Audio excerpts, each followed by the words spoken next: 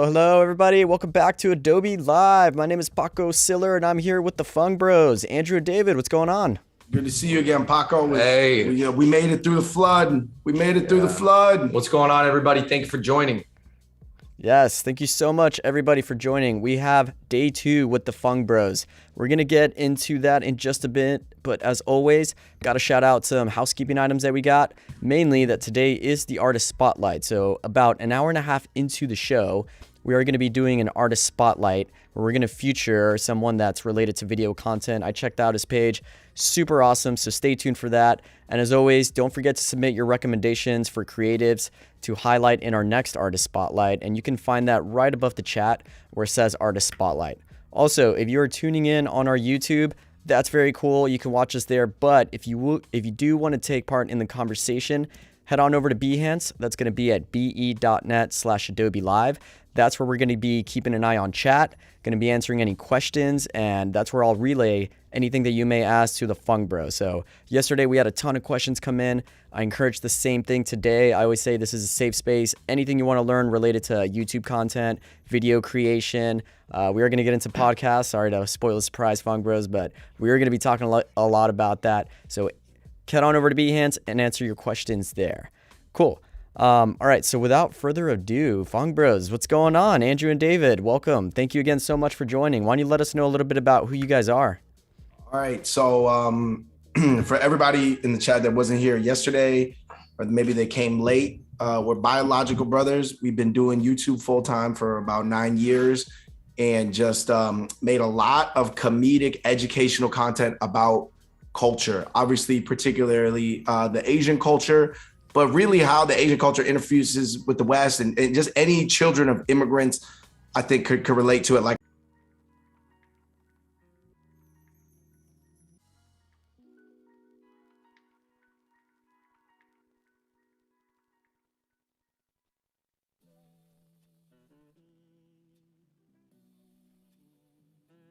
And one.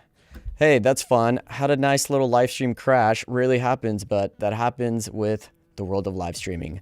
So we're going to rewind a little bit. David, you were just talking a little bit about who you guys are and food. So why don't we take it back from there? So basically what we do is we make comedic videos about culture, particularly Asian culture, but everybody's culture, particularly children of immigrants or kids of immigrants.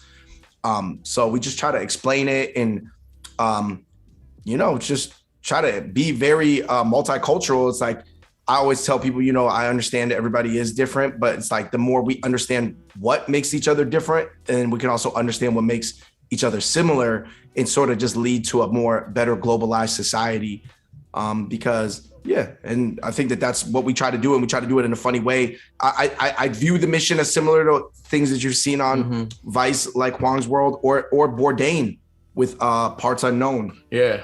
I mean, I would say a lot of what we do is kind of like spark discussions or try to present thought-provoking material in a fun way and kind of boil it down to people. I think that's what a lot of people have told us in the past. We're like, oh, how are you guys are able to talk about this kind of like hard topic without feeling like you're super offended and that you're offending other people. So I think that's because a lot of high level discussions, they kind of end up cloistered in academia around a lot of other PhDs and intellectuals. And it's never really brought down to like a layman's level. And I do think that that's the job of a comedian, is to take like high level thoughts. And obviously some people do a better job than others, but then really to bring it to a relatable level that is like goofy and silly, but that's the packaging that allows people to engage with it. And had it stayed academic, people wouldn't be able to talk about it. Mm-hmm. Yeah, I mean, I think we have done such a wide range of content over the years. So we have some experience doing everything, whether it was vlogs, travel shows, man on the street, MOS videos, or short films. Like we've touched on all those styles of topic, videos and content before. So it's been a cool ride. And for us, it's just a continuing journey. So the journey hasn't stopped yet. That's awesome. I love it. Very cool. All right, so that's a little bit about who the Fung Bros are. What do we transition into what we're going to be doing today? What's going to happen today for these next 2 hours? Yeah, so I think in the next 2 hours, first of all, if you guys have any questions that have anything to do with content creation, style of content, our philosophies behind it, why we do what we do, or just even general content creator questions, about maybe what we've seen from other people, feel free to ask them, please. I think that's going to be very valuable. And then other than that, we're going to show you how we kind of edit one of our podcast episodes. Yeah, because I think there's different types of content. There's TV style content. There's hero content. There's what we like to call your meat and potatoes content. And for right now, what we're trying to make our meat and potatoes on our channel is more of a podcast because, we spend a lot of time running out, filming in public and stuff like that. I love those videos. Those videos are great to do. They're very exciting. But at some point, you do want to, I think that we, as saturated as the podcast space is, I think we're really, really, really competitive and we bring something new to the game. So you're going to see us editing our new podcast, Hot Pop Boys, that is perhaps even designed to like transcend the Fung Bros brand. You know what I mean? Like, I think it's a more accessible name. It sounds funner than our actual legal names. So. Yeah, I think that anytime you try to do something different, it's not bad to kind of have a slightly different brand. And I think that's what Hot Pop Boys is. We're not changing Fung Bros. Fung Bros is that still on the channel, but it just kind of lets people know like Hot Pop Boys is like, we're going to talk about important topics in a funny way. So shout out to Uma Korn Browers. I have a Thai mom. Hey, shout out to her, Z by HP Tech Marketing, which is shout out to HP. I was enjoying some Fung Bros vids while cooking my HelloFresh last night. Nice.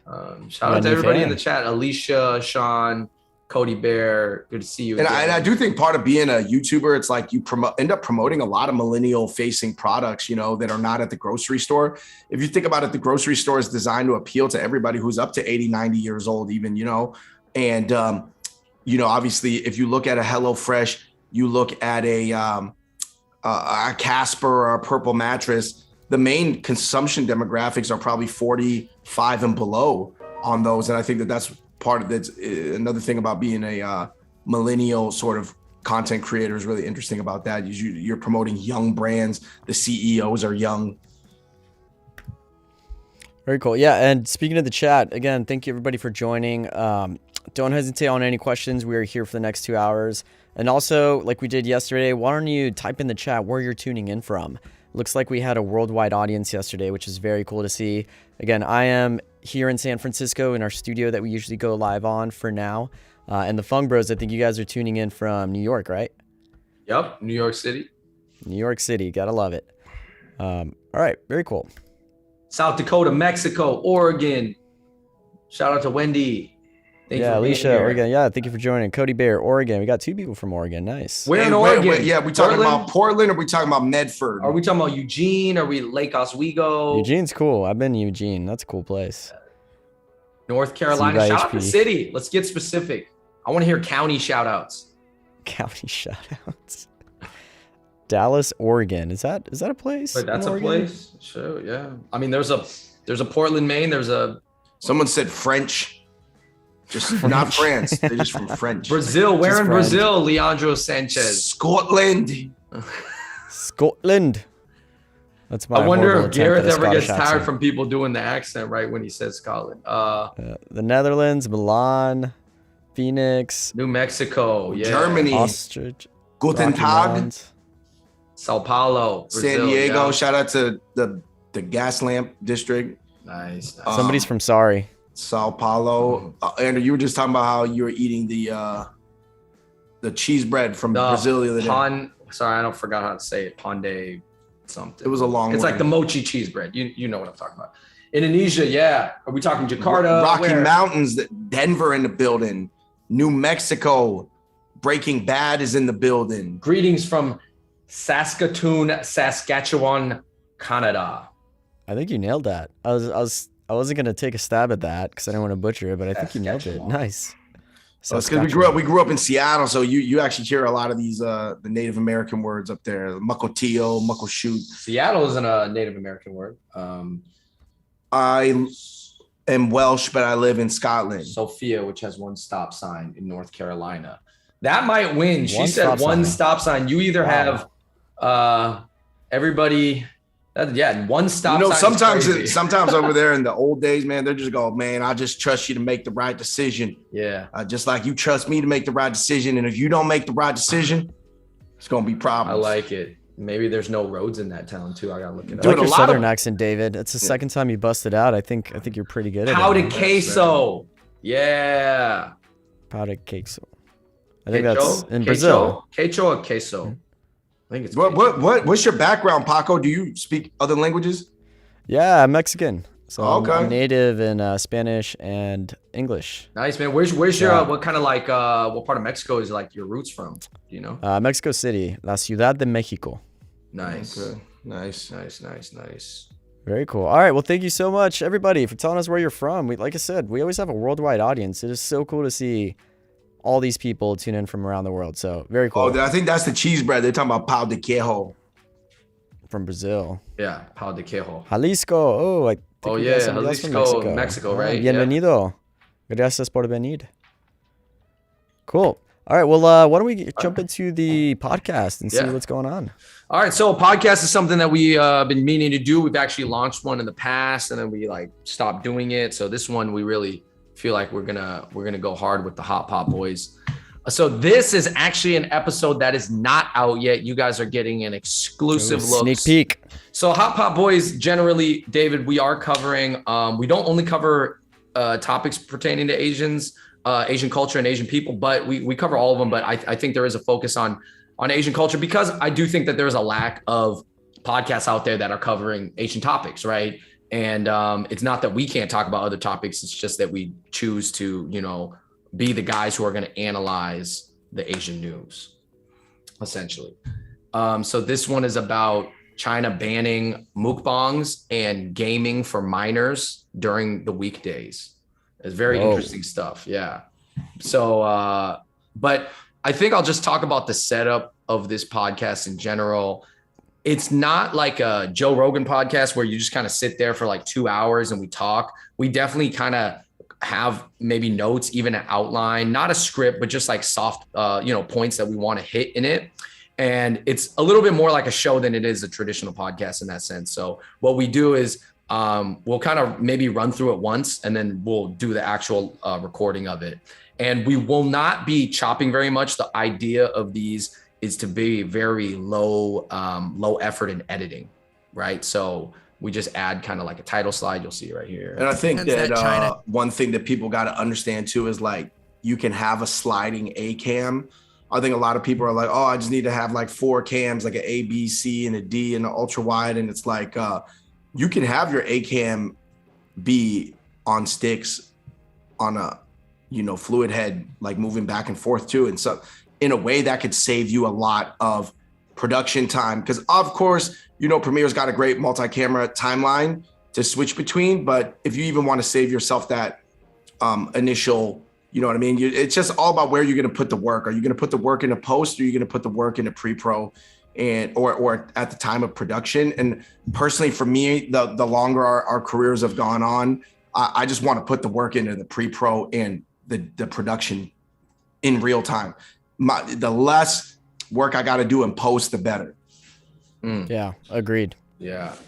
And I think also knowing that we're not going to edit as much does kind of put some pressure on us to perform it in a way where, we give you the one-liners, we do our takes clearly, we speak in a concise manner. It just kind of tightens everything up. Now, I do think that that's even a little bit more higher effort than a lot of other people's podcasts, right? Who just hop on the couch and just kind of how was your day? BS. Those are great podcasts too. Those are really funny, but ours is definitely more like a show. You guys have an agenda, so you got points that you want to hit.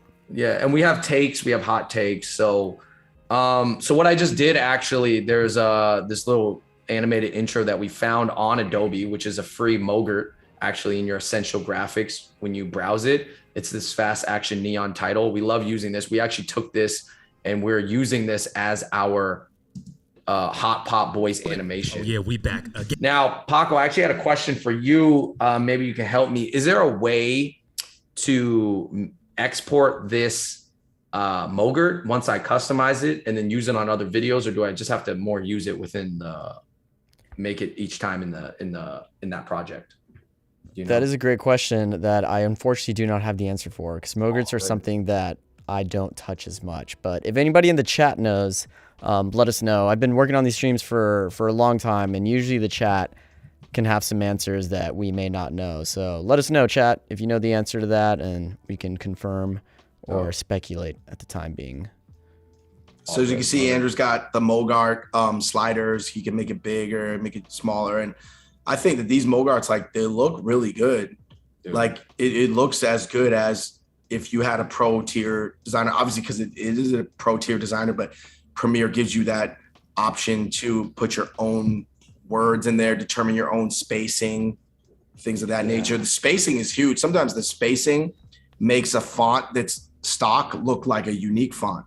Like, a lot of people don't know, like, the Supreme logo, obviously that's like a Barbara Kruger font from like the 70s, but it was really the way they spaced it that made it feel like that streetwear brand Supreme. Yeah.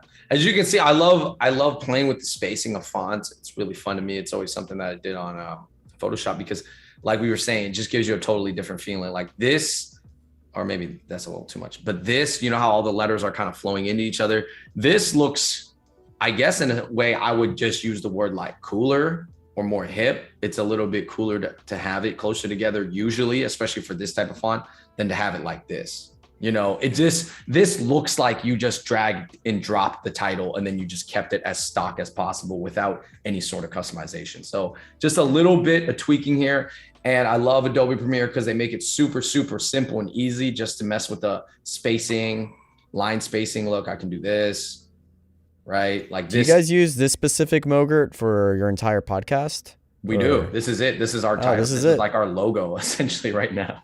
I love it. It's so cool. I didn't copyright because I think a lot of people, they get obsessed with like going on to Fiverr and paying a bunch of people to give them logos and stuff like that. I don't think that that's wrong if you luck out. Like, in my experience, you're not going to get somebody who like fully gets your own vision unless you get paid for the high tier, but you could luck out. And it just depends. Everybody like has a different workflow. I know some people, they were only able to open up their restaurant successfully once they got their logo and the name down. And then I know some people that are able to like, you know, drive a project forward until almost the last step without a title. You know what I mean? But I tend to think that, you know, the titles matter. You know, I think for us, it's like once we had the title Hot Pop Boys, and then once we had not really the logo, but like the whole concept, we're like, all right, we can go on this. Whoa. But I think that the most important thing is like for creatives is just to understand how they work. You know, I think that there's oftentimes a lot of stuff that you get out of like creativity books and stuff. They're probably like 70-30. Like they might apply to 70% of people, but then 30% of the people are going to like work in the opposite way. So then that 30% of people, they could be like totally scratching their head reading those creativity books, being like, I'm that 30% that like this advice is like totally terrible for. And I just wish that people would say that more. But obviously when they're trying to like sell their books and stuff like that, it for marketing reasons, it's just better to say this is like for everybody, the creative's guide, you know, but I wish in the beginning they would more state that it's like, it really depends on who you are as a person. Because some people have really unorthodox. It's almost like people who like play baseball and they like throw or bat with like other hands. It's like most people fit the conventional, you know, like they do everything with their right, but some people like switch it up, you know, like I heard LeBron James does everything with his left, but he shoots with his right. So he falls into that like sort of like switch hitters or like goofy footed, you know, type of people. So I think that that's like the best advice I can have for people in terms of like getting their thing started. If you guys are like at all looking to do something similar. Very cool. I like the changes that you made here. I think that yellow fill on the text definitely looks pretty cool. Yeah, it's more of a hot dog aesthetic right now. That's the hot dog aesthetic. Especially older ketchup, like from older, more organic brands, tend to have that deeper red tomato color. Yeah. What I like that's aroma tomato. Yeah. That's more of like to be weird, fresh blood kind of red. But like I think that I didn't want to make it super bright, and I kind of toned down the yellow too, you know, because it doesn't have to be super bright. I gave it a little bit of darkness to it. Let me just fix one thing real quick. And oftentimes, guys, like if you're looking for contrasting colors, you just go opposite on the color wheel. So you just take a look at a color wheel and then you just like shoot like the opposite way across the road. Shake up. I'm about to turn the shake up on this baby. Let's go to 5. That's so cool that you can customize it. I think someone in the chat said, oh, you should be able to rework them in After Effects. Okay, so if I take this into After Effects. Yeah, I think you can customize it there. Okay, that's cool. Most likely exported there to Adobe Media Encoder with an alpha channel, so you can put it on other things. Another thing I want to shout out about color that's a pretty cool resource is color.adobe.com. So that if you like a color, you can put its hex code on there, and it'll show you a bunch of other different colors that are complementary with it. So I've used a lot when playing around with colors and working with motion graphics. It's a great way to see like complementary colors. Everybody to the Hot Pot Boys. Hold on, let me put in this Mogrt so it's even my Mac. Yeah, there we go. Cody linked it on the chat. Thanks, Cody. Welcome everybody to the Hot Pot Boys. Wow, that looks vibrant. Special guest Nelson Chan in the building. Oh yeah, we back again. A lot of posts. All right, so we got it looks pretty cool. Yes, Nelson's actually right here, visiting from LA, by the way. So yeah, I mean, so this, I have to be honest though, I'm probably gonna do that After Effects thing now that you guys have all told me about it. So shout out to that. But we'll probably have to like have one set intro Mogrt, because right now I'm redoing it for every podcast, but it's like, it's all slightly different, which I'm not mad at because I generally do it almost the same, but it's all like the details are slightly off. So yeah, podcast, what we'll do is, this is a cold open right here, this little thing. This is also a trick that a lot of people use in YouTube videos. It's basically like some clips or one clip that's super cool. I'm laughing. It was pretty funny. So it's like one clip that you'll put at the beginning of the video to really capture people's attention and just kind of like hit people with like, maybe not give too much away, but kind of lead them into something. So we call it the cold open. It's just like SNL does it traditionally with their episodes on Saturday. You know, they'll always have like, they just opens up on a skit, no intro, and no like titles or anything like that. So I think for the children, they are better off not playing the game, but training their brain. I mean, I do think that it sounds a little. Okay, let me. So is that this is the cold open, right? Yeah, this is a cold open. Is this the one about not being able to game in China? Yeah, and they're going to be. They actually banned mukbangs, and the reason why is, we'll get into it, but essentially because it's been promoting food wastefulness, and there's this. What happened was that there was some flooding, and it kind of messed with the agriculture, so they just don't want people to kind of have the attitude of wasting food. And for those of us who may not know, including me, what is a mukbang? Mukbang is it started in Korea. It's essentially it means food broadcast, and it's just where a lot of people just eat a lot of food or just eat food in front of the camera, and that's like primarily what they do. But usually like a heavy volume of food, like maybe 80 chicken tenders. I do think that it was it was first started by female streaming, and then like eating food, and for. And now there's some really famous American people who just eat like maybe like 20 burgers in a sitting. Yeah. But that's the thing. You just watch somebody like just straight glutton. Yeah, but sometimes they talk about drama in their life, or they talk about like just different American sort of institutions that people follow very closely, like whether that's reality shows like The Bachelor, or YouTube drama in their own personal life with their cousin that you don't have no idea who that is, but you just like watch vicariously. And I don't know. It's very they should ban it, honestly. They should ban it. It's not good for society, but Obviously, we live in a free society, and which is beautiful. Which is beautiful to have the freedom to do it, but you can't control what people do with that freedom sometimes. Yeah. Yeah. Z by HP saying Joey Chestnut. I guess that's the guy that eats like. He's a competitive eater, almost like an athlete. Yeah. So like he gets brand sponsorships and stuff like that. Competitive eating. We're talking about like essentially people who don't. It's sort of like Joey Chestnut in the sense that they just eat that volume, but they could take like an hour to do it. Whereas Joey Chestnut, Kobayashi, they got to do it in. It's more like Matt Stoney. If you guys know him, he's also a competitive eater that's really popular on YouTube now, and he'll inhale like a burrito this large very easily. And it's kind of like mukbangs. I think it's kind of like podcasts where a lot of things, it started as something very specific, but the term has expanded now and includes like if someone's just eating food and talking, essentially you can just call it a mukbang, whether they're eating a lot or eating a little, whether it's ASMR, right, with the microphone real close and then you're like eating all that. It's like, oh, this is right. Pull this up right here. This is what it is right here, so you guys can see. This is from an American mukbanger. This is not. He's famous. What's his name? Avocado.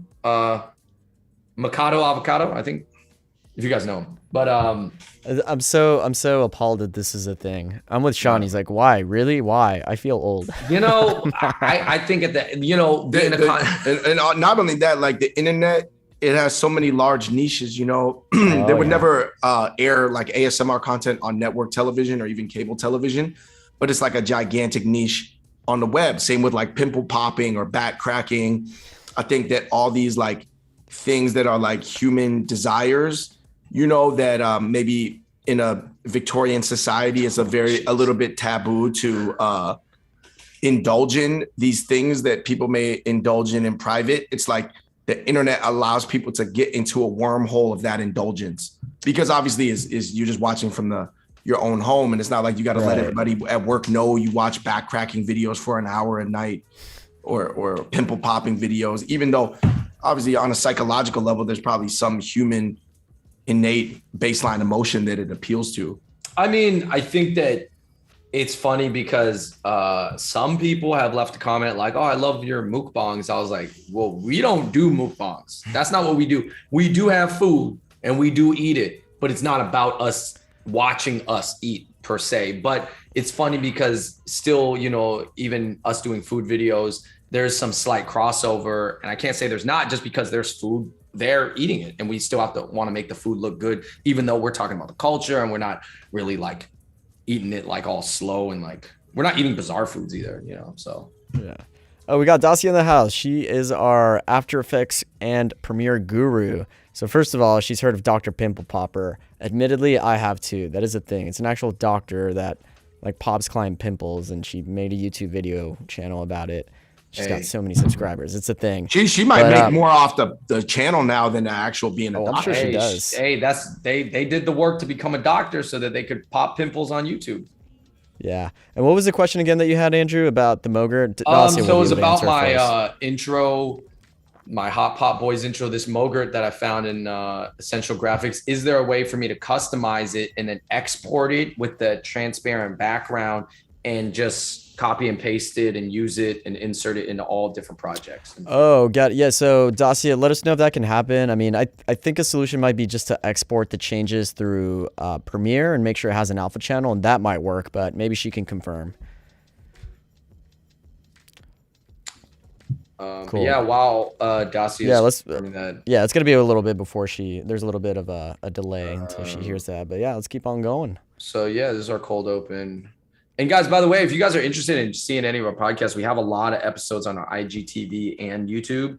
But IGTV, we even have more because there's certain videos we'll just release on there that we won't release on YouTube.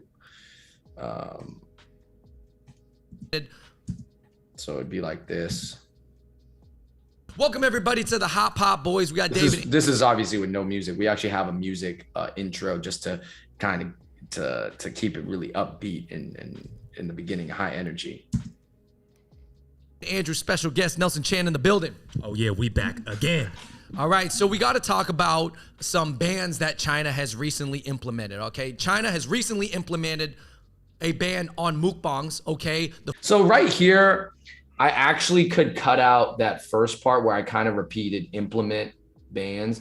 Again, I told you, like, I don't really try to edit the podcast as much because I want these to be more low effort and they got to come out quicker. So the more you chop and the more you get into, oh, I want to cut this. Actually, I want to cut this. Oh, I want to cut this. Or there's this pause or there's this thing. I mean, I think some people, you know, they like the natural flow of talking.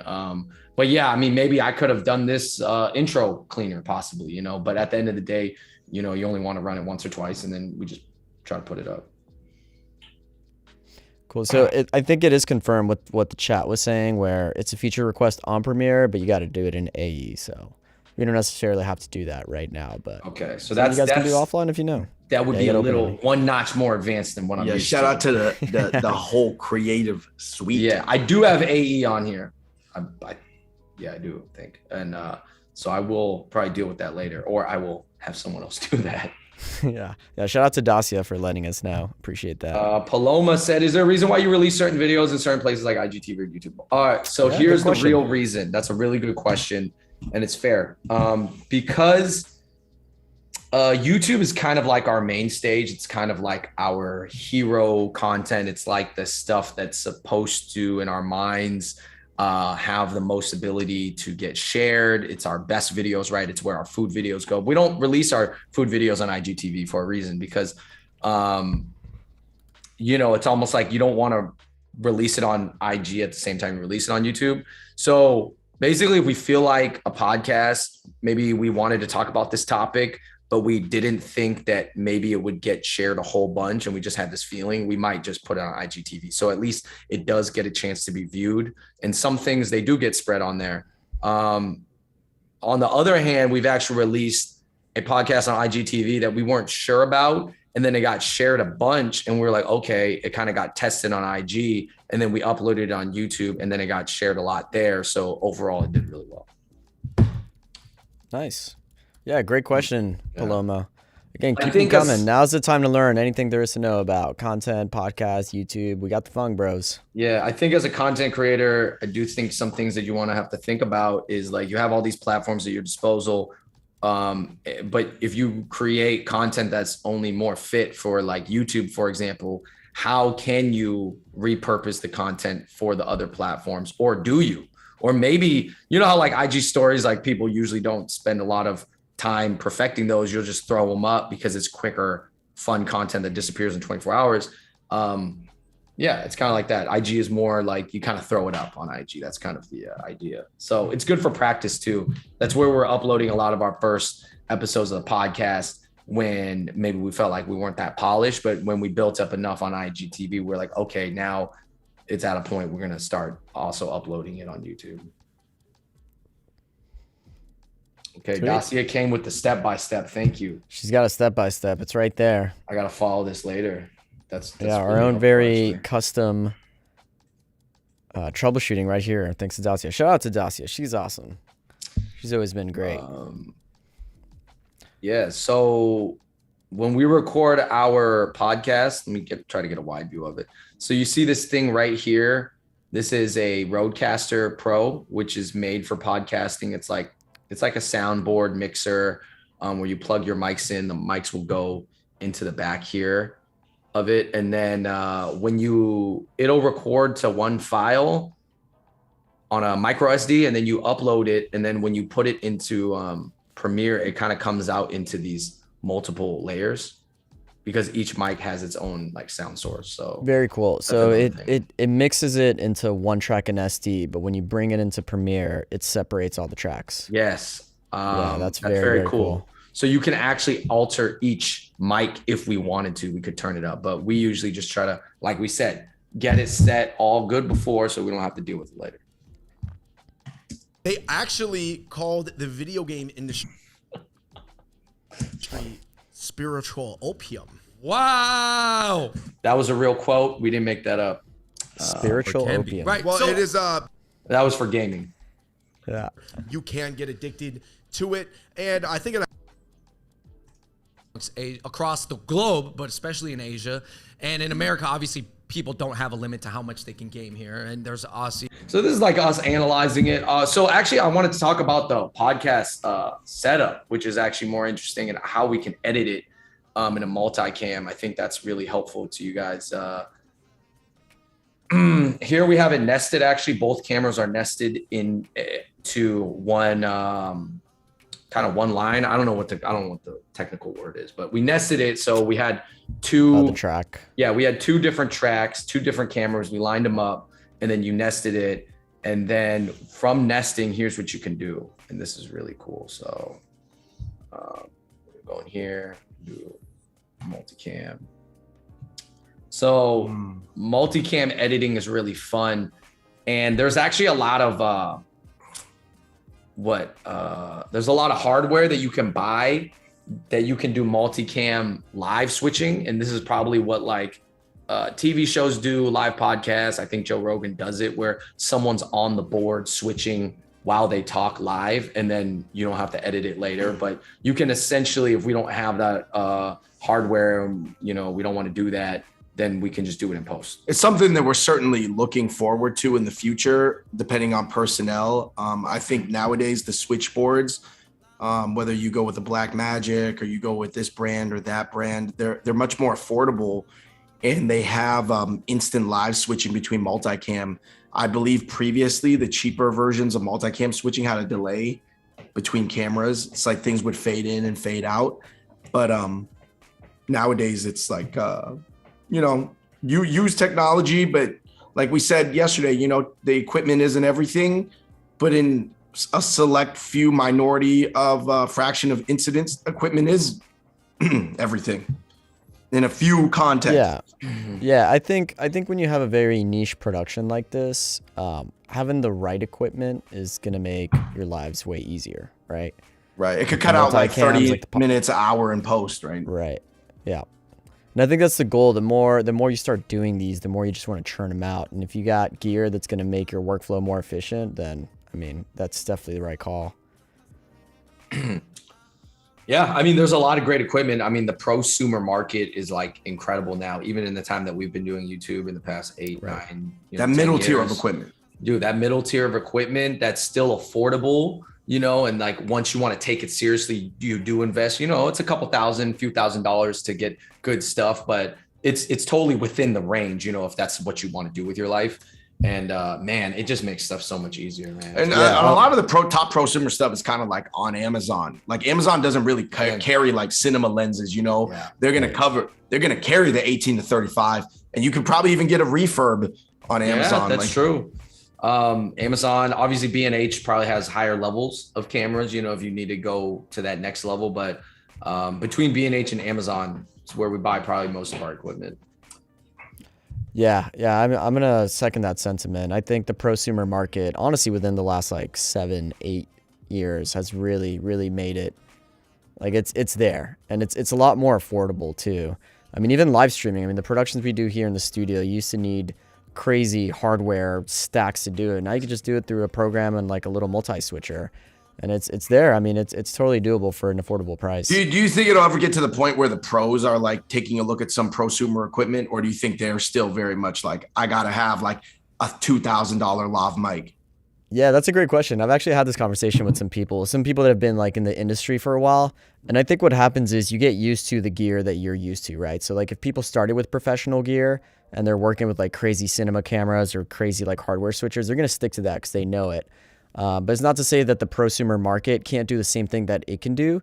It's just, it may be more efficient, but it's like learning a whole new program or learning a whole new set of hardware that they may not want to invest their time in because they already have something that works, right? It's kind of like when you have a camera, like, if you stayed with like the Sony ecosystem or the Canon ecosystem, like you kind of want to stick to that because you got all those lenses that work with that body or vice versa. So yeah. You're not going to sell your like $2,000 Sennheiser lav packs to go with like a road. Exactly, and they both get the job done, right? It's if it's all going to YouTube, it's going to be hard to distinguish like some crazy sound quality. Can I bring up something real quick? I just want to bring up. Yeah, let's do it. There was a video we had an old music video that was shot on a Red camera. And this was years back where the Red was like, this particular Red camera was like 40K. Like the guy, he was just hooking it up to film it for us. And then we have a Blackmagic Pocket 6K now where I'm like, I don't know, man, it looks pretty close. Boba Life music video. I got to watch this. Like, there might be a little bit more dynamic range on the red for sure. I'm not saying the red is exactly the same, but I'm like, yo, this is like, I don't know. This is close. Like, it looks pretty good. Like, for all practical purposes, you can't tell. I think the red has pretty good detail, but is this the red right here or the black? So this is the Blackmagic, and then this is the red. I mean, one's in. Yeah, I mean, I think for the average viewer is not going to know, right? Like if the majority of the audience aren't gearheads like us, so they'll be like, yeah, it looks the same to me. So yeah, this is Blackmagic shot on 1080. And then this is 4K red, like 7 years ago to 8 years ago. Yeah, I would say anything in the cinema tier, like and up, people really find indistinguishable, like your average person. But then obviously the film people, they're gonna know, you know, the difference between an RE and a red and a Blackmagic. Right. But for us, I mean, like an average, and part of me is like an average consumer. I'm like, I don't know. Like if you really film the movie on a Blackmagic, like Ursa Pro 2 or whatever, I couldn't tell the difference between that in a red, honestly. No. And a lot of, actually, it's crazy. A lot of big motion pictures for certain scenes, depending on what's happening, they'll film certain things on like DSLRs for short moments. Like yeah, they did that with Mad Max. Like some of the action sequences where they like really had to be in this crazy action sequence. They had 5D3s or 5D4s for that. Yeah, I heard that. You know, but it's like a 2-second shot. So right. Yeah, they wouldn't film the whole movie, but yeah. And I think that's why red has like all those tiny bodies now. Like you could get a tiny red that looks like a little box now. Yeah, and I've noticed that seems to be the trend, right? Like Panasonic just came out with their version of a little box. I forget what it's called, but that seems to be the thing. It's like portability, but like a modular body where you can add all sorts of like cinema things that you need for it. So it's right, very like you custom. could rig it out and make it big, or you could keep it small. Exactly. Yeah, and that seems to be the trend that I've noticed with like some of these like more above level prosumer cameras. Yeah, I think the image quality got so good.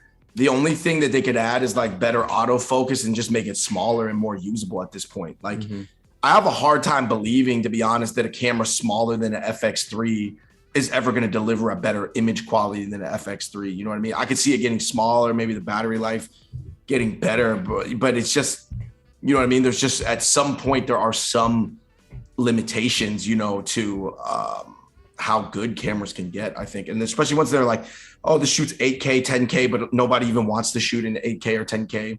Yeah. 10K sounds like an editing nightmare, man. Dude, yeah, you got to think about, dude, for Storage YouTube, we stay away from shooting overkill. Yeah. I know for a while, YouTube was trying to push 4K content by pushing it to the top of the SEO, but it just was like, I know a lot of people, like even like, for example, Potato Jet, if you guys watch him, like he is shooting it in 1080 more often than not. Like he doesn't want to deal with 4K. Yeah. And again, I think that goes back to what we were saying yesterday. It's like, know your output, know your audience, right? Like if it's going to YouTube, like there's no need to shoot 4K, 10K, or, you know, if you're trying to distinguish between a red camera or Blackmagic, like most people that are watching your videos on YouTube may not be able to know. So, yeah. You know what I'd really love to see? And I personally have been pushing this for a while, but I don't think I'm going to get it. I'd love to see a 2K option.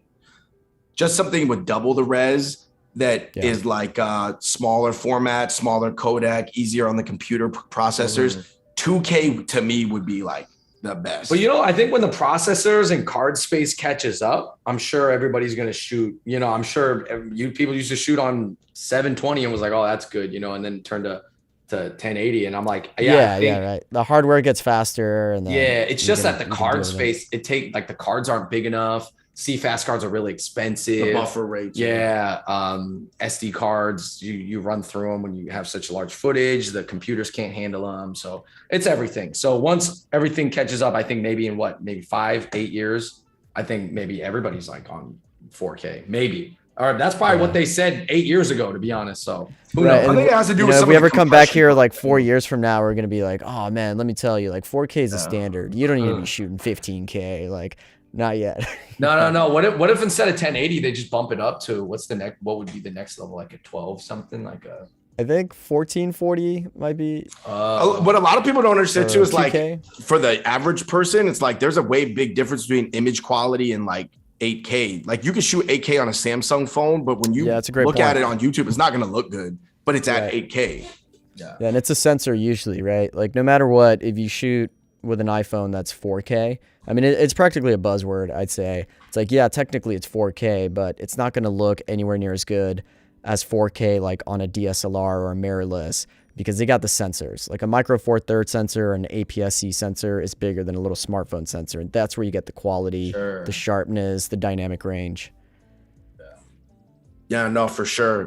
I mean, it's almost like getting 8K on like, you know, the next like GoPro or something like that. It will be 8K. Like you said, you can zoom in You can zoom it, yeah. on the ugly flower, but it's still going to be an ugly flower at the 8X zoom. I remember like when phones started getting like 8 megapixel, 12 megapixels, and I was just like, it just doesn't look good though. Right. Yeah, there's a smartphone that touts like 45 megapixels, and again, it's a buzzword. It's like cool, but like if you really look at it, it's not gonna look much better than Like, are you a normal using that photo. for work? Are you really going to take those wedding photos on that phone? If you are and you can make money off of it and make a career, then that's great. But I mean, yeah, I think like you said, you know, between the sensor and the lens, letting all the light in, like people are not. It's a chain. It's almost like a lot of things. I feel like, and you correct me if I'm wrong, Paco. Like I think a lot of things in equipment, it's a chain. Like everything in the chain has to be strong, and if you're missing one aspect at some point, you're pretty much going to be like not poisoning the whole chain, but you're going to have a weak link. Yeah. I mean, it's a whole system, right? Like the lens is a huge one, right? Like those prime lenses, the sharpness, the sensor, like the way that it writes it onto the memory.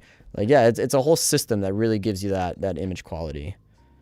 Yeah, it's sort of like I know recording music. You know, when you record music, you have your microphone, then you have your preamp, and then you have your compressor, and you could obviously have the presets in the software that you're using. And those preamps are big, right? Like that's going to be a main difference between like really good audio and just like okay audio. Yeah, if you put a $10,000 mic into like a $500 preamp, it'll sound cheap. Yeah. everything means everything. Paloma saying, I saw an 8K TV at the NAB show conference in 2019. 8K looks like I can walk through the screen and join whoever I'm watching. Yeah, they got 8K TVs now. But you know, the thing that would trick you about that conference is they had 8K content. Yeah. Whereas like if you turn on TV, you're just not going to have the 8K content. Like, are you going to watch ABC News at 10 in 8K? It's not going to be shot even close to 8K, you know? Most, like even ESPN, everybody just started 4K, some 4K channels. But yeah, shout out to everybody. Shout out to Rob. He's back. Rob, how much left? We got about, what do we got? Like maybe an hour and 10 minutes left. We'll be doing that artist spotlight in about 45 minutes. So thanks for shouting that out, Cody. So yeah, again, everybody, welcome. If you have any questions, we're talking gear right now. If you have any questions about podcasts, let us know, and I'll relay it over to Andrew and David. But for now, let's jump back into this podcast and see what's going on here. Cool. So, like I said, multicam switching is super fun, super easy. You just have, once you nest everything, and that's off a click of a button, you're just gonna highlight everything and then nest it. Is there an easy way to unnest? There's not really an unnest thing, but well, you could double click the clip and then you'll see what's inside of it. Unless I think that might be a different nest though with the multicam. So all good. Anyways, yeah. It's not a worry. Nesting is super easy, but yeah, so you nest it and then you go into this little wrench. You go to multicam view, which is where I'm at. So let's say you go to composite. That's just the one. You go to multicam, and this is really fun. All you're gonna do is play it back, and then you use like the 1 and 2 button, which it's already set up. This is 2. 1, I'm just clicking the number 1 number on my keyboard, and then this is 2. So as I do playback, I can switch the cam, and then it'll edit it like that. Oh, very cool. So even though the rules are in place, there probably will be workarounds for the people who just take just a little switch back and forth frenetically. Right. We No, don't know what. like you'll be able to get around the ban. I don't think it's enforced like. Boom. Okay, so That's awesome. I just clicked Very the space cool. bar, and you can see all these little cuts here. Let's take a look. So essentially, it cut it up for me. Think about it. Yeah, that's awesome. So here I'm Just gonna one, play it two, back. 1, 2. You're like, so what I did I'm is sorry. Let me just watch it in composite. and to answer Paloma's question, nesting is it's similar Who's in like China right pre-composing now? in After Effects. So you're taking like some clips and you're putting them together so it makes one clip. So it's all compiled in one clip track instead of a bunch. So that's kind of what they did with the multicam is both of those video clips that you see on the left, they're now in one track, which is V1. So that way you can do this multicam feature. All right. Sorry. Yeah. I'm gonna play this back. these out, the China plug are in place. There probably will be workarounds okay. for the And then you people see, who remember when I was just going take a back little and bit of forth, time just and kind of having fun Right, with no, it. around it. like you'll be able to get around the ban. I don't think it's enforced. So obviously I was just messing around. I can actually replay it and completely redo it again. So you can just keep re-editing it and re-chopping and re-switching cameras as much as you want. So that's the... If you were to redo it again, does it just overwrite the cuts? I believe so. Let's do it. So what I did is, Andrew, Oh, wait, let me go to multicam. Cool. we messaged somebody who's in China right now, a friend of ours, D Zhao, the China plug, and he said that even though the rules are in place, there probably will be workarounds. So I'm just clicking two just take a little just to bit of keep time it on Right, the no, wide, like you'll because that's be what able I to get wanted to around the do. So you see how it kind of all connected the clips because now it's on the wide. So what happened was when you replay it back, it does switch back. So you kind of have to keep tapping. For me, this is how I do it. I didn't figure out a better way, but I just keep tapping two if I wanted to stay on two. So, yo, Rose. All right. A friend of ours. Yeah. So on the wrist, or they get like a fine or something. I heard Kind of like found out. because let's go watch this cold open. I think for the children, they are better off not playing the game, but training their brain. I think just China looks at what America's doing as a family, and they're like, "Let me try something different." Yeah. So that was the cold open. Let me talk about cold opens real quick. I mean, I hope the multicam thing was interesting for people because when I found that out, I thought that was really cool. But let me fix up and do some like use some digital zooms, the classic digital zooms, guys. Yeah, that's a good trick. What's like another word, like a punch in or like a Yeah, you gotta just figure out punch like in, a zoom in. zoom in.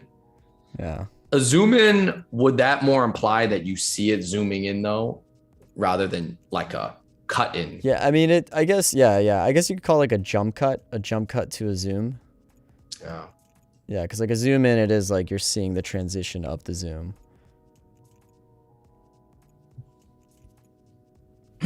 So let me just do this. I'm just gonna zoom in. Wait, actually, what I want to do is I want it to zoom in on certain words that David said. I think for the children, they are better off not playing the game. Okay, so he has kind of this bar here, playing the game, but training your brain. Better So, off not playing the better off. so I'm gonna cut this. Better off not playing the game. Yeah, and then I want it for training your brain. I want it to zoom in even more. So I'm gonna cut that. And then I'm gonna zoom in a little bit. And we want to be doing these zoom ins to kind of just change this shot. It's just kind of like keep it engaged. Is that the idea here? Yeah, I like to do it almost when you have like lines that you want it to hit hard in, like you can do it almost on beat, you know, and that just takes a little bit of time, but it's really cool and it's really, really engaging because like the first minute, 2 minutes of your piece means so much. You can capture people with the thumbnail and the title, but man, they'll lose interest in a minute you pretty much, and I don't know, IG, maybe you lose in 10 seconds because, it's just like a more shorter form platform. But like Yeah, it's even YouTube, less of that. I mean, if you don't grab someone in like those 3 or 4 seconds, that's it. yeah. So you can see the zoom here. And then, so this is at 114. And then I'm going to do this clip at like 130. And I'm just going to move it. Super easy. They are better off not playing the game, but training their brain. So that was kind of funny. I like that. Yeah, it's looking good. Is doing as a family, and they're like, So I'm going to cut this part because this was and this was commentary in case you guys are wondering what we're talking about. It's just that so China obviously does a lot of things that like, they like are more strict on things because they're like, oh, ban the mukbang because that's like causing food waste. And it's funny because if you compare it to how a lot of like kids are raised, different families kind of act in that similar way. Like you might be looking at the family across the street and you're like, wow, those parents are so strict. And like, yeah, I mean, there's not one single way to raise a kid. And it's, you don't have to agree with it, but then it's just kind of like, yeah, that's how they're raising it. So, I mean, I know like a lot of immigrant kids, they grew up with a family who's like, I mean, I didn't have my parents would only let us have cable TV during the summertime. During the school year, we couldn't have cable and we couldn't watch MTV and stuff. But like then come summer, we're watching like, we're more exposed to the Cancun spring break footage. Yeah. Which maybe during the weekday, you don't need to see. And maybe even as a 12-year-old, you don't really need to watch, I don't know. So on that bar, I want that to zoom in on my face. let me try something different. Bruce asking, can the effect be done with an adjustment layer or no? Newbie. So I think he's talking about the zoom in on an adjustment layer. I think you can actually. Don't quote me on that, but I think you can. I wish I had a definitive answer on that. I'm not gonna lie. I think someone in the I'm gonna chat say might I have a better think answer. so. Yeah, I know you can do it in After Effects for sure. Not sure about Premiere though. Ooh, can I show you a cool trick, Andrew? So What? you know how you're just sliding like the things for up and down? If you click on motion, so where it says FX motion right below video, if you click on that, then you can kind of drag it. Yeah, just click on that and then you can actually drag the clip. There you Whoa. go. Yeah, pretty cool, huh? So Yo, then you can scale up from there. I knew that was here somewhere, man. Yeah. Oh, Yeah, and so you I'm just actually have to resizing click it just like, Yeah. Pro Dude. tips. Pro tips. I'm learning, man. That's crazy. So I'm just gonna go to motion. Just Yeah, then you can just kind of free form it like that. And you always got to make sure it's active. If it's not moving, it's because motion I has to be think for clicked the on. children, they are better off not playing the game, but training their brain. I think just China looks at what America's doing as a family, and they're like, let me try something different. I like those jump cuts. It definitely makes the podcast engaging. It's looking really cool. We got Ferry in the chat. Ferry, welcome. He's one of our longtime Adobe fans. He's saying H how. Not sure what you mean there, bud. You're gonna have to elaborate a little bit more. Paloma saying, I'm learning so much. I can't wait to try this. That's awesome. I'm glad we're teaching people some Premiere tips. All right, so just a quick time check, Andrew. Looks like we lost David. he had to take a break. In Break. about 30 minutes, we're going to be doing the artist spotlights. We got about 30 more minutes. 30 more minutes 30 more minutes till the artist spotlight. Okay. We got a question from Greg. They're asking, Yeah, what kinds talk of about it. television, movies, video influenced how you design, edit, shoot video? And I think growing up, I think actually all YouTube, I will say, like maybe not all YouTube formats, but a lot of YouTube videos are inspired by music videos because music videos are the most dynamic, right? They're like it's essentially like watching a trailer of a movie, and all the 100% tricks that you use, the zoom ins, the pans, the connecting shots of whipping it over. They use that a lot. And I think music videos, like a lot of Hype Williams back in the day, that he was like a big like hip hop music video director. And he also directed some movies, and then that was really cool. A lot of slow-mos. But yeah, I couldn't say our content all looks like that. I would say a lot of comedy movies with the timing, like Dumb and Dumber was one of our favorite movies, like the first like comedy movie that we like really got into. And then so many other movies, you know. So our content in particular, obviously I can't say it all looks like a music video, but that's kind of inspired like maybe how we want to, the energy we want to bring. And I think that everybody's inspired by something, and some people, it's just like, if you watch a lot of different stand-up comedians, they have different styles and different deliveries, right? Like RIP to Mitch Hedberg, but he was very like calm, right? He was just like, hey man, so you know what I was thinking about? And he had that really calm like delivery. And then there's people on the other side, even like Dane Cook, or you got Kevin Hart, and you got all these other like big personalities, people who are using the Cat Williams is sliding across the floor, you know. So it's just about like the type of content and the type of delivery that you have. I gotta agree with the music videos, right? I think there's so many music videos out there, and I'm really not exaggerating. Like there's so many people that make so many different types of music videos, and they're essentially like short films, right? Like there's just they're done so differently, and it's a great source of inspiration. And it's also really cool when you find some that are just kind of hidden in like the massive amount of content that live in YouTube. But it's a great way to kind of learn editing techniques, get inspiration. But yeah, I mean, I second that. I've definitely just been on music video binges trying to find the most creative, like just ridiculous ones that are essentially like these little short films that you get in like 2 or 3 minutes. I mean, it's a very cool source of inspiration. Oh no, definitely. And I mean, I think more and more people are incorporating like cinematic tricks because they have the cinematic tools, like we were talking about, the cameras to do it, the editing tools to do it. Now you can use, even though maybe like motion pictures are edited, a lot of them on what's the other program? Well, we don't have to talk about it, but a lot of people use Adobe Premiere for basically everything. I mean, I think a lot of movies were edited on Adobe Premiere Pro. So you have access to Adobe Premiere Pro. You can edit anything, really. You know, you have After Effects, you have Mogrt, you have all these fonts, all these options. So yeah, I mean, I think everybody's stuff looks more cinematic now. For sure. Back to the adjustment layers real quick. Ferry's asking, how do you do adjustment layers in video editing? So you just, where you have your project bin at the bottom right, there's like something that looks like a little sticky note, and then you'll add an adjustment layer there. And I actually just tried it. You can't scale from an adjustment layer on Premiere, but you can in After Effects. So just a pro tip on that. And Ferry, what adjustment layers are used for is it's a great thing to put effects below the video track. So like they're very common in color correction or color grading.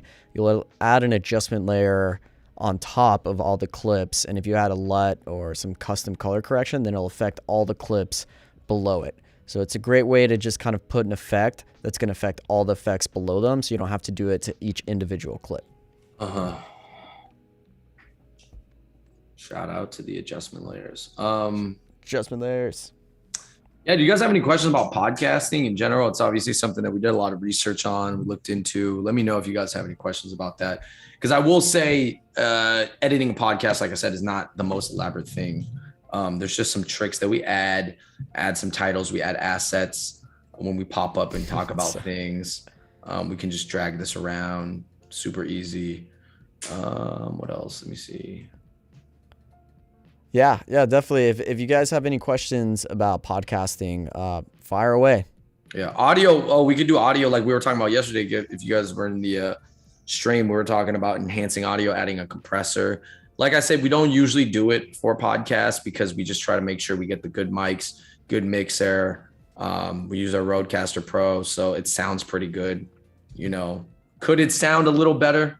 Perhaps, but at some point you're like, listen, we got to get it out. These are more timely videos than the usual type of videos that we post. Yeah. But I yeah, got a question like for podcasts. What do you guys usually choose as topics? How do you decide what you're gonna talk about in the podcast? So there are like general news that we see kind of go viral or get talked about. And then I think that we draw a lot of inspiration from those. There's a lot of like sources that highlight a lot of the topics that have to do with Asian American or Asian news and culture. So we'll pay attention to those sources. But I mean, even if for sure, if something also is just on mainstream media, like we talked about, I could pull up this project.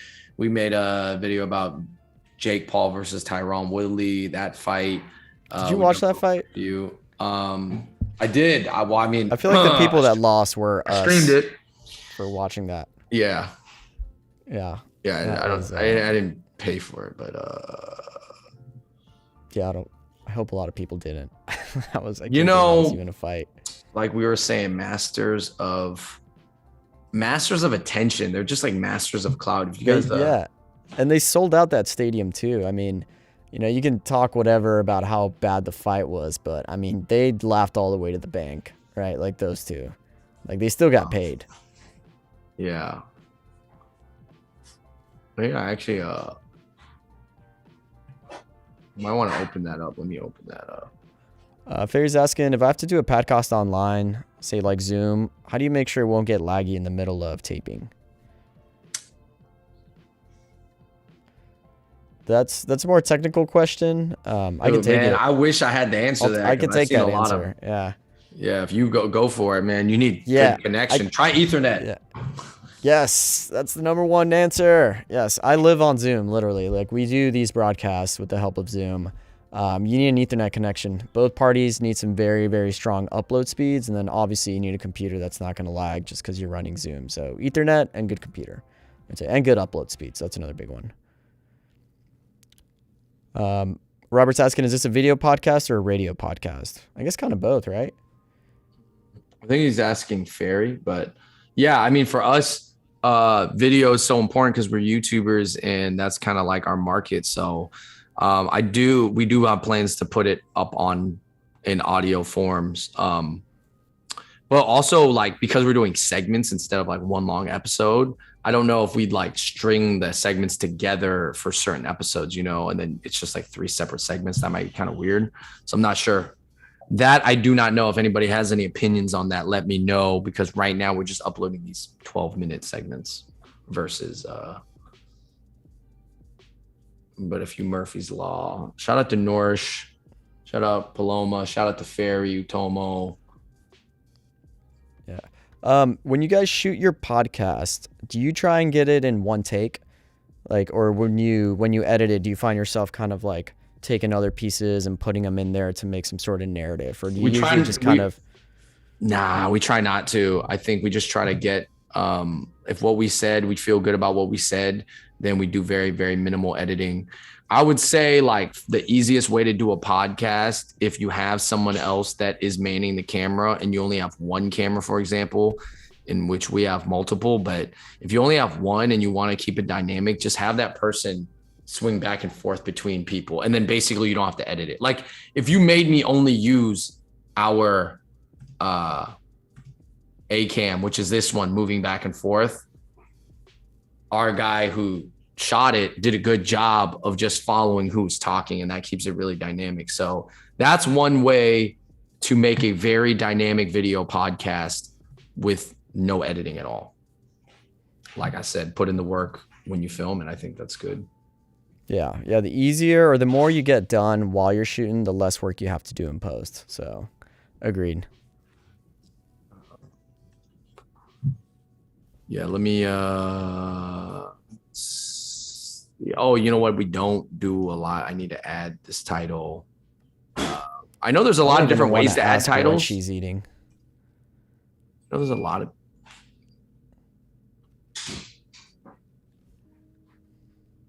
Oh, that gooey duck.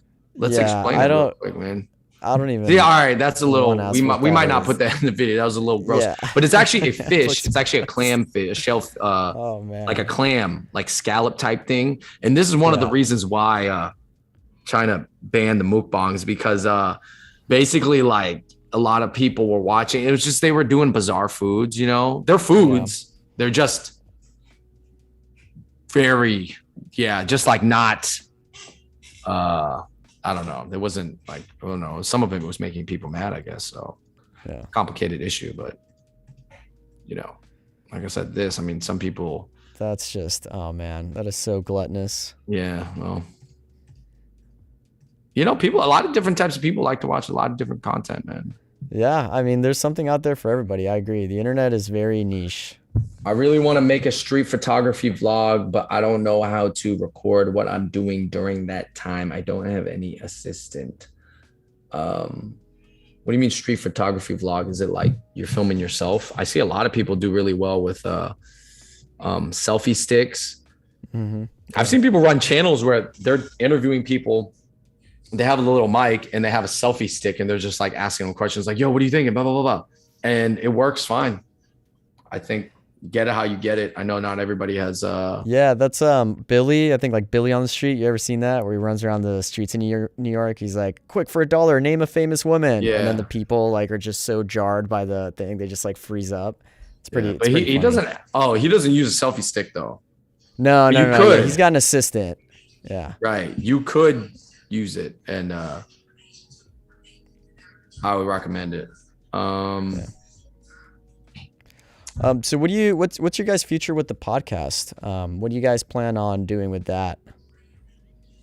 The goals, the long-term goals, what are the long-term goals? Just get our thoughts out. I think there was a sense that we weren't really, we had traveled and talked a lot about culture, but we always had things to say, and we felt like there was a void that like people weren't talking about Asian topics and Asian news, and we're like, yo, this is something that we think about. Like, we have to start making content about it and start, building a fan base for our unique voices. And it doesn't mean we're going to stop doing the food videos, those are still fun. And I think they still add a lot of value, but we want to let people know like, hey guys, this is something that we're going to be doing more and more. And it'll just probably increase until it reaches maybe like 50-60% of the content. I don't know. We'll see. Yeah. That's awesome. And how many have you guys done so far? Man, I mean, we've done, let me see.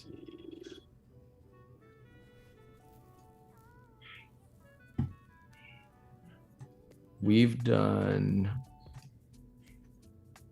a lot of different episodes. We did this one, 2, 3. I think of this season, we did like maybe 10, but only like 4 or 5 we uploaded to YouTube. The rest is on IGTV. So if you guys go to that, I would definitely check it out. But yeah, I mean, I think having a set now, it's really important. So one thing that we never really had until now, or that at times we had and at times we didn't, was having a set where you can make content out of indoors. Because oftentimes we were just running out into the city or wherever we're at and getting content there, but you don't want to always rely on it. One, weather-wise, it's unreliable. 2, you might run out of things. If you've shown things once or twice already, people don't want to see them again. And you need to just be able to figure out a way to create content from your home, whether that's your bedroom, which is a set, or, our window, our living room now, where we have like floor to ceiling windows. Basically like that is now our set that we feel like looks good enough that anything we talk about it in front of that, we know how it's going to look. It's going to be consistent. Even if the sun kind of changes a little bit, we know how to shoot it and it's going to look good. And, you just crank stuff out. Nice, man. We got a question from Bruce. Do you own your artwork, like your YouTube channel, bumpers, banners? Curious. Yeah, this stuff we do own now, but someone made it for us. Nice. Photos, these were professional photos. I believe we own them now. I don't know. I don't have a plan on like selling them anyway, so I'm not really sure the deal. Because you go to photography and then like, yeah. Very cool. Thank you. Yeah, shout out Eric. Here's the guy who did our banner stuff. Commander Codes. Check him out on IG. Good stuff. Yeah. So like being a YouTuber, you know, you gotta always keep in touch, like stay up to date. Like it's always exciting still to release videos. So like we have this Colombian video that we just did. Colombia right now. This is a cold open, and this is a lengthy cold open, by the way. But a lot of good clips here. Independence Day, so We actually ended up filming this on Colombian Independence Day, which was a coincidence. We didn't know. And you went to Colombia for this, right? No, Or Bogota. like traveling to Bogota. Oh, like I got you. This is Got me, man. Colombian food in Jackson Heights, Queens. Yeah. Like traveling to Bogota. I like What that. comes to mind when you think about the country of Bogota. Colombia? I think it's Bogota. It's I probably don't something know. you saw on TV, and let's be honest, it probably was rated R. But what's shown in the media can be very different from the Hey, reality. man, of Narcos everyday was a big life. show. Today we're gonna find out That was a about great show, I authentic agree. guava hot dogs, soccer, and bandeja paisas with our friend Jay Shells in Jackson Heights, Queens, New York. Oh, see that with the beat? That was really cool. That was, yeah, editing to the beat. That's a great trick. What would you say is your favorite YouTube video that you guys have done? Does anything stick to mind? Let me just do of recent. I think our Chinatown Cheap Eats series was very impactful in that it activated people and they went to the spots that we went to, and you know there was kind of this whole thing of like during COVID, Chinatowns were really hurting and they're kind of coming back. So I think that series was cool, but really liked this podcast that's about to reach 100K, which is great. This is about Suni Lee. She won the gold in gymnastics, got a lot of comments. Nice. Yeah. It's a lot. Yeah, no, a lot of great comments here. Basically, I felt like we did a pretty good job of analyzing something that a lot of people were not going to do. And that's why people shared it, because it was about Hmong people, which is like a very small group of Asians. You know, it's an identity though, and they don't really have a country. And, you know, they have a very interesting history. And her being from that small group of people and winning gold, you know, says a lot. It was really big. So we just explained it in a way that I think a lot of people weren't going to. So I think that was really cool. And just to see these kind of numbers for a podcast show. Yeah, that's great. We love that. Like that to us is like, dang, like obviously you can't hit the same numbers every time necessarily. It's very hard, you know, because it kind of depends on the topic and stuff like that, who wants to share it. But that was very inspiring. And we just break down stuff that happens, like, you know, and break down still different types of Asian people. What's up? I got a couple questions for you. I feel like we hit a hot topic here. First of all, the Colombian music, where did you get that music? So yeah, that is royalty-free music that our editor has. So I don't edit every single video. Obviously that would take too much time. But I do edit a lot of the podcasts now, and we're always a part of the editing process. But yeah, the Colombian video, our editor finds like royalty free. Like he's used that song before for other Latin American videos. Right. Yeah. So Alicia, to answer your question, there's royalty free music out there that if you license it, it's of course legal. Another one, Bruce is asking, love it. I was watching your videos yesterday. Do you have a next location or theme in mind? Or is that series done? Yeah, like I guess what's the next video you guys have planned? We have some more food videos coming out. We got some podcast videos coming out, and one of them is going to go on YouTube, I think. We I think we're going to be doing a man on the street video soon. But yeah, a lot of it's still exploring food in New York. The good thing about New York is like the food is like never ending, you know, like there's just always more to see. And I mean, unfortunately, a lot of spots do turn over, a lot of spots close down, but that just means there's a lot of people with a lot of ideas and a lot of food that they want to share. So yeah, I mean, we just have a lot of more food and podcast content. Kind of the podcast content being like our more think pieces, our more brainy stuff. Like we said, it's the timely stuff, the stuff that's based off news. And then the food content's a little bit more like evergreen in the sense that it kind of stands on it in its own. It's not necessarily tied to like a certain time or date. Not meaning that it's not like, oh, we could release a food video that we filmed today a year from now and people would like that. I do think people would sense it. It's kind of weird, like what people sense when videos are, I feel like people sense when videos like filmed a long time ago, even if there's no real mention about anything current that would date it. But I don't know. People get the sense. People watch enough YouTube. Ferry said, how do you get so confident on camera and in public? So there's actually different types of YouTubers. There's people who are very comfortable and confident in front of the camera when they're filming, just them in the room. There's people who need like the crowd or the person behind the camera and someone to perform for, you know, someone behind the camera. And then people can probably do both. And I would even say we're probably not even the best at doing it. Like our best is probably in front of people. I think that's how I feel. Cause we also have like some stand-up comedy background and we've kind of done a lot of performances on stage. So that's like kind of the feeling that we like. But I do think some of the greatest YouTubers and some of the most successful YouTubers are really just more confident in front of the camera by themselves in their room versus being out and about. So I don't know, it takes a lot of practice. I think that everything takes practice. And some people, I think, more are born with that desire to do that. But I think for everybody, it can be practiced and improved. Yeah, agreed. One of the things I do want to call out is obviously looking at your YouTube channel, you have a clear template, so to say, with the YouTube thumbnails, right? And I guess when creating YouTube thumbnails for your videos, which I think is a big thing in trying to get people to join, right? Like, what's the idea when you're making those YouTube thumbnails? Like, what do you usually shoot for? Okay, well, let's just bring it up because we had just made this Colombian one right before, actually. We actually made it this morning. So try to take a photo. If you're doing like a food video, I would really recommend taking a photo with the food.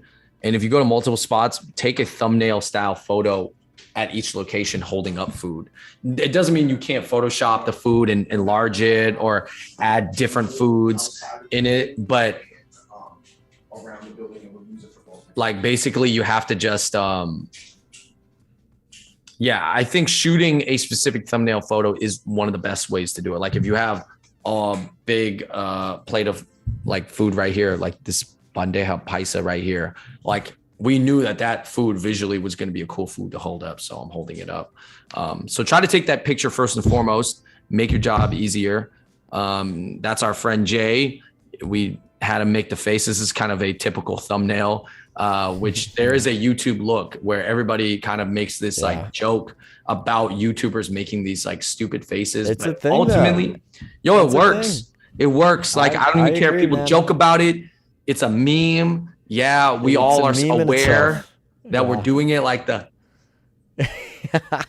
like the overexpression, but it just at the end of the day, would you rather see a thumbnail me being like this, like catching me at like an off moment where I'm just like, oh, that's a lot of food, or just whoa? Yeah, like over exaggerated expression, right? Yeah. And one thing that I feel like is a thing as well, and also a meme, is kind of like that background highlight, right? Like that you have around you, like that yellow one and around the glow. Like it's an outer glow. Yeah. I would say, yeah. I mean, some people put like the green background, purple background. Us sometimes we do try to put like we blur it out because sometimes the hard lines can kind of mess with the image if you look far away. Here's a tip. Is like when you're making a thumbnail, I think we tend to zoom in, right? Because we want to like, was it vector the face or magic tool, or I don't know what the term is for actually erasing the border. But I would say when making a thumbnail, you have to zoom out to pretty much. Yeah, it's a good tip. Like That's zoom out to literally their size. Yeah. Yeah, and you probably have the things there that people are going to eyeball the most, right? Like you need a text, like, well, what is this, real Colombian? And then, of course, like the shocked faces and the food.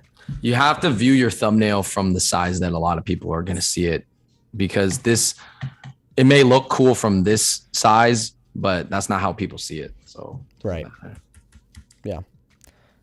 Yeah, very good at call out. All right, we got about 4 minutes time check until that artist spotlight where we're gonna feature an artist.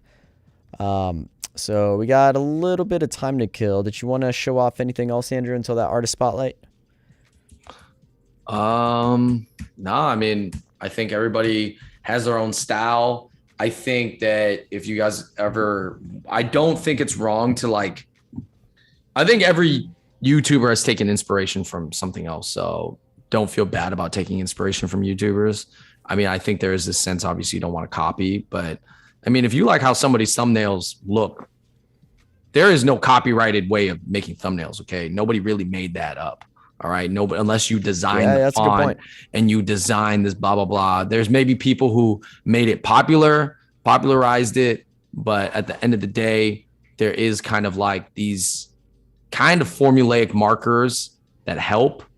I think for thumbnails, there is generally a formula. Like, would you look at the more successful YouTubers and take cues from them? Yeah. Like David Dobrik, he just takes a bunch of photos of his face all at once, doing different poses, and then just uses that. And you can tell that he's wearing the same clothes in a lot of photos because he's not taking a new photo for each new video. He just has a collection of different expressions and he inserts them into different thumbnails. So you could do that too. And we've done that too sometimes. Like if we forgot to take a thumbnail at that food location, we're like, crap, we can't recreate it. We're like, okay, cool. Let me take a picture of me looking like I'm going to hold up food. And then we'll Photoshop the food from the video onto my hands. Yeah. I mean, that's what it is. And wait, so that food though wasn't Photoshopped onto your hand, right? You're actually holding it, the ones that this plate, yeah, but we'll sometimes enlarge it. Obviously this, Right. this Colombian empanada was not there. This cholada is not there, but that bowl of, what is that? I think that was chicken soup that Jay is holding. That was really there. So it's good to still have it organically because you can always Photoshop on top of it or just enlarge it and, enhance it. But yeah. Very cool, man. So general rule is like no more than 3 faces, 3 things that people have to look at because again, oh shit. What am I? Sorry. Here. Like at some point you're not really going to see, I would say that cholada counts as a face. 1, 2. These faces could even be bigger. But yeah, you want to show off the food. Like if you can get like a big like scoop of that ice cream or the rice or the the noodle pool is what they call it. You can just always get those photos on location and at the time of if you can. And you can just take it on iPhone too if you don't want to take it on your camera. And did you make this thumbnail? Yeah. Or did you have somebody else make it? Yeah, it's pretty good, man. I like it. I mean, it's got that YouTube checklist, right? Like the faces, the text, like the glow. So yeah, you just find food. Yeah. Very cool. All right, so we got about 50 seconds for the artist spotlight, but we could just jump into it. Do you want to pull them up and then chat about them and highlight some of their work? For sure. Where's the big reveal, guys? Big reveal. Here we go. Artist spotlight. If you've seen our videos in the past, probably past few years, we're very good friends with this guy, Richie Lee. Lee. Very, very proud of him and where he's taken his channel and his overall career. He's turned it into something so much greater than just a YouTube channel. It's crazy. But his videos crack me up. And I think, he's back where we grew up in our hometown of Seattle, like South Seattle. And he's running his channel out of there. And they have like a hilarious crew of guys who analyze clothing. They're very, very knowledgeable. Richie has his own clothing brand that's doing very well. So let's click on some of his videos. Let's check them out. What's going on, everybody? Today we're going to be going over 5 fashion tips and advice you do not want to miss. This is Tan right here. These, man. You guys seen the ones in the past. We got 5 more crazy ones. Exactly. And we're going to be referencing gonna watch it some by items in the 1.5. video. If you guys want to purchase any, links will be in the description box. It's still funny at 1.5 speed, all right? You can still hear it.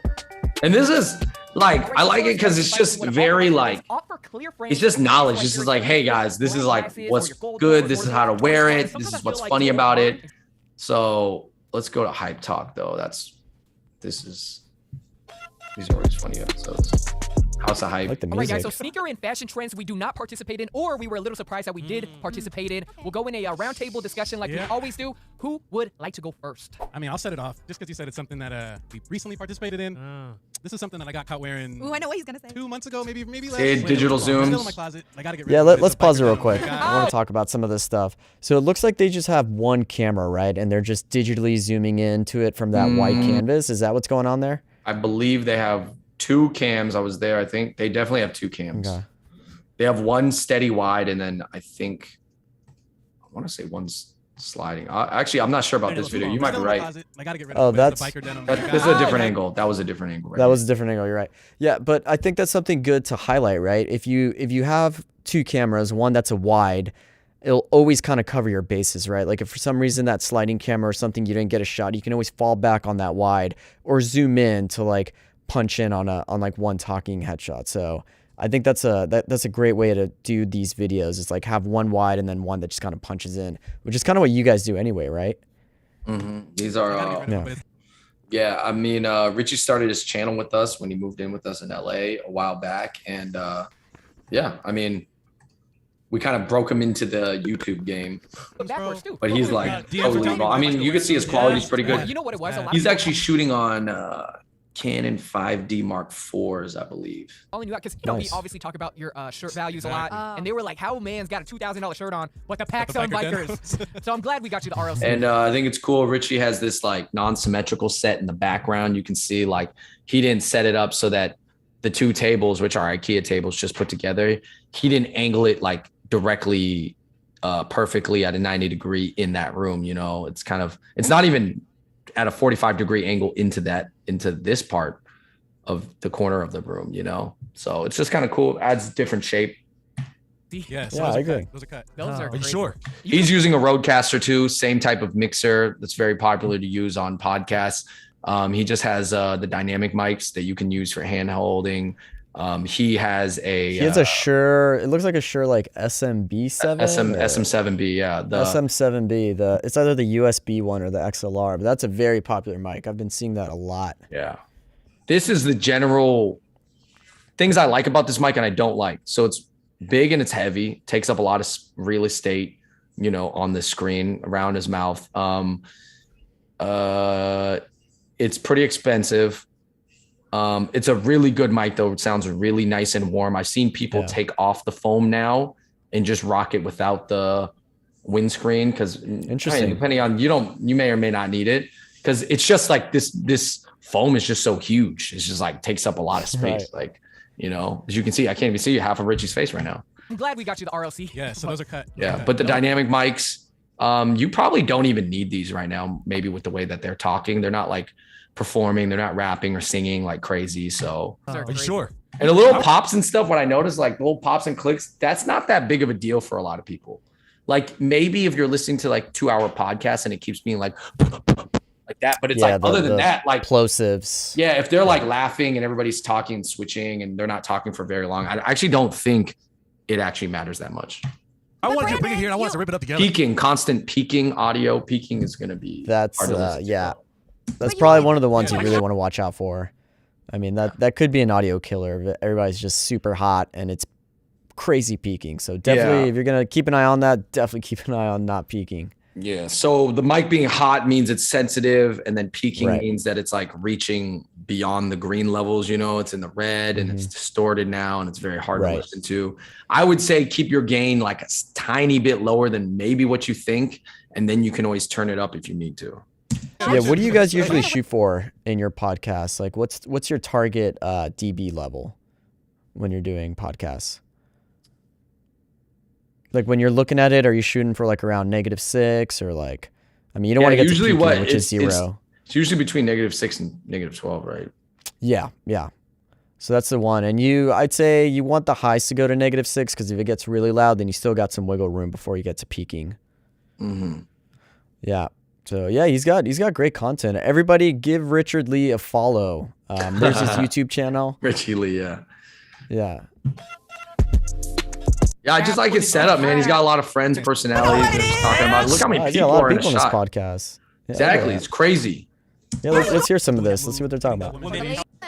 no. Trust First that. of all, y'all know I love Dookie colors. Dookie? I You love said a lot. Dookie colors. And You do have a big dog. Where are you going with this? You don't have a big dog and not mind poop. Yeah. Okay. Pitbulls be having some badass poops. No. For reasons. Obviously, I don't have Travis Scott one. Richie cracks me up because she's talking about brown colored Jordan 1s, and Richie's like, of course you got to be okay with poop colored shoes because you have a big dog who has big poops. Hey, okay. All right, that's solid. Respectable. Chinatown, Crocs, Mo. That woke me up to him. Honestly, I saw him on feet. I did a review on those. My bad. I wasn't listening. And number 2. All right, number 2 is gonna be the Off-White 4s. Okay. It seems like they talk about sneakers, right? Is it Yeah, kind sneakers, of like clothing. Basically, yeah. they're like a sneaker clothing lifestyle channel. They just know they keep up to date with pretty much everything that's cool in streetwear, in particular streetwear and sneakers. And it's really entertaining. I think it has pretty good analysis. Yeah, it looks like an awesome Yeah, I just channel. love what It's he's Richie, built. right? I think I said Yeah. Richard, so I apologize. It is Richie Lee. Yeah, I just we just always give him a shout out because a lot of these people, actually all of them are, minus her, we grew up with pretty much all these guys. And for him to incorporate so many people we grew up with in South Seattle, where there's not this crazy entertainment culture there really isn't. I think it's growing with the amount of transplants and YouTube and everything. There are some YouTube based out of there, but really, when you think about LA and New York and all these media hubs, it's Seattle is not one of them. So for him to be running what I think is for sure the most entertaining sneaker channel out of there, that's not connected to a larger entity, not like a Complex, right? Complex has millions of dollars to work with, huge teams. It's just him. It's these people and then 2 or 3 other guys, maybe a few editors, and they run the channel and they got clothing out. It's all really high quality stuff. And he releases a lot of videos, explains clothing, how to wear clothing, when things are coming out, what they think about things. So yeah, I mean, if you're not into clothing, I could see why maybe you wouldn't watch it. You'd still find it funny. But if you are into this style of clothing at all, what are those? Yeah, those are what? Easy slides, man. Easy slides. He named 4 in just a 3-point ban list already. I feel like the Chunky Donkeys are the next Paris Stone. Ooh, yeah. wow. And it's a lot of these channels goes for anything. A lot of people watch them to live vicariously through them. Maybe they're not for sure buying all the shoes, but you're just interested and you're like, oh, I'd just like to see people talk about it, right.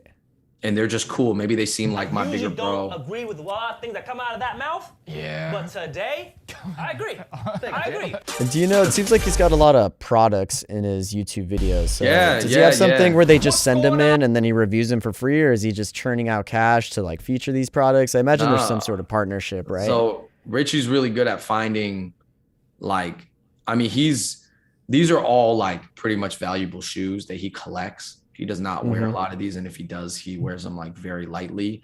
But a lot of these still go up in value. This Dior Jordan pairs, I don't know how much it's worth right now. I think it might be worth 8, 9, 10K. But he's not going to wear them, right? So that's his lane though, and that's when he's that deep in the game, you got to have a lot of shoes. This is kind of his own little sneaker store right here. But yeah, I mean, he does do a lot of brand sponsorships. I think having a product-based channel is, to be honest, a smart idea because you'll never run out of products. He's never going to run out of shoes and clothing to talk about, whether or not you're into that stuff or not. He's not going to run out of material. So that's why it's kind of it's a cool channel to run. And yeah, it's practically endless content. I mean, you could talk about. Yeah, it's kind of it's like having a news channel. News channels aren't going to run out of stuff to talk about because there's always going to be news. There's always something happening. Yeah, and if it's not exciting enough, they'll make it exciting. We all know that. Yeah. So. And he's making it exciting. I think Bruce kind of commented here. So it seems like this content is very high paced, and I agree. It's high paced. You got the jump cuts. I would say it's synonymous with engaging, right? It's an exciting thing to watch. Yeah. No, I filmed with Richie, and sometimes we'll rerun stuff. If it's that didn't get off to the right start, or it wasn't guys, that take like wasn't funny. We'll just rerun it for another 5 minutes. And that's what it takes. I mean, that's just kind of like filming anything, you know. Right.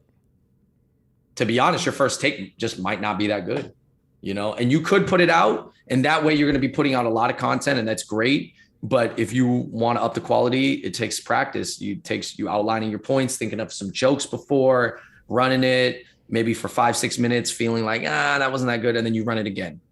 Right. Yeah, and I always say it's always good to do one extra take just for safety. Like usually when we used to be in the studio shooting stuff, we'd be like, let's do one more for safety. You know, because you always gotta want, you know, there's better to have more takes than just have no takes, because that can be a big uh-oh. Yeah. How long has Richie been doing this channel for? How long has he been in the game for? He's been doing maybe 6 years now. I think Okay, 7 he's been doing years. it for a while. Because he started a couple years after we did, and we were in LA, and then he moved down, and we lived together for about 2 years. Year and a half. That's awesome. Look at him. He's got over 1 million subscribers. Yeah, he started in 2013. In 2013. That's so cool. And how do you think his channel caught on, so to say? Like, I mean, it's kind of hard to grab 1 million subscribers. Like, how do you think he marketed it or got the word out about the channel? You gotta do stuff that goes viral, and you gotta do stuff that's shareable. I think I like his channel because he focuses on one topic. I think it's tough for him to stray away from this topic though. So that's, you know, there's ups and downs of focusing on one topic. People like to come to channels that specialize in something, you know. Our channel, it seems like he's pretty passionate about it too, right? Like that's definitely like his thing. Yeah, it's his life. You can look at his thumbnails. They're a little bit more bombastic even than ours sometimes. Yeah. He puts like the purple background so that he pops. That's kind of his style. I mean, he's rocked with it. He's probably going to stay with it. That's cool. He's got different backgrounds now, kind of upped his background. But yeah, this is his like clothing website. He sells out of stuff. A lot of it is sold to his fan base, but it's not really merch. It's like, I think they are buying it because he's explaining the clothes, and he does make it, and it's high quality clothes, but you can really wear it. It doesn't have like his name everywhere. And you said he makes his clothes? Well, he designs and then he designs it, right? That's very cool. They sell it, and he works with another company to ship all these things out. So yeah, I wear some of this clothes in the videos too. So no way, that's so cool, man. Richie's making moves. I love it, dude. He's killing it, man. I'm so happy for him. He's in a flow. He's in a flow. Yeah. Yeah. So everybody, check out Richie Lee. Give him a follow. He's got some very, very cool stuff. Great way to kind of edit podcasts and content too. I mean, he's definitely got the template going for him. I mean, it works. Yeah. Does a lot of fan engagement and stuff too. Yeah. Cool. All right. Well, we're kind of winding down here. We got a couple more minutes left. Is there anything else you wanted to shout out, Andrew, or some last things that you wanted to show before we sign off here? No, I mean, just shout out to everybody who stuck with us. I really appreciate it. I love the opportunity to share a lot of like the editing and YouTube secrets. We were pretty honest, pretty candid. We didn't hide too much. If you guys asked it, we answered it. There's not much to hide. Yeah. So we got a podcast coming out. We got videos coming out. Always working hard. We're still in the game, persevered, going to move forward, say what we want to say. Yeah. And just stay tuned. Keep up with us. Very cool. Right on. All right. We're going to sign off here. Andrew, thanks so much. I see David hiding back there. Hey, David, thanks for joining. It's been a pleasure having you guys. All right, thank you guys. Stay tuned because we do have the Illustrator Daily Creative Challenge with Andrew Hawkrattle coming up in about 10-15 minutes. And then after that, we're going to have packaging design with Lisa and Nick Longo to wrap it up for day 2. So very exciting stream. Don't go anywhere. Shout out to Paco for hosting it. Thanks, man. And shout out to Adobe Premiere Pro. Yeah. Thanks for joining us, guys. All right, everybody, we're signing off. See you later. Bye-bye.